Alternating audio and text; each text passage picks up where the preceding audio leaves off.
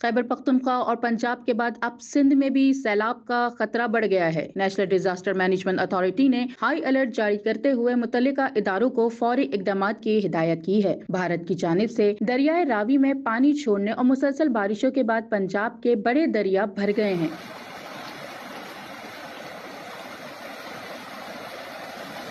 دریائے چناب میں ہیڈ خانگی پر پانی کا بہاؤ 10 لاکھ کیوسک سے تجاوز کر چکا ہے، جس سے ہیڈ ورکس کے ڈھانچے کو نقصان پہنچنے کا خدشہ ہے۔ سیلابی ریلوں نے درجنوں دیہات کو اپنی لپیٹ میں لے لیا ہے۔ ننکانہ صاحب، خضرآباد، لالوآنا اور گجرانوالہ کے علاقوں میں پانی گھروں اور کھیتوں میں داخل ہو گیا۔ کئی دیہات کا زمینی رابطہ کٹ گیا۔ ریسکیو ٹیمیں متاثرہ آبادیوں کے انخلا میں مصروف۔ کرتارپور کے علاقہ بھی مکمل طور پر زیر آب آ گیا ہے، جہاں سکھوں کا مقدس مقام گردوارہ دربار صاحب بھی پانی میں ڈوب گیا ہے۔ سیلابی صورتحال کے پیش نظر وفاقی حکومت نے پاک فوج کی مدد طلب کر لی ہے، جبکہ NDMA نے خبردار کیا ہے کہ اگلے چند روز میں بڑے ریلے سندھ کی طرف بڑھیں گے، جس سے مزید تباہی کا اندیشہ ہے۔ محکمہ موسمیات کے مطابق پانی کی سطح میں اضافہ جاری ہے۔ اگلے 48 گھنٹے سیلابی صورتحال کے لیے نہایت اہم ہیں۔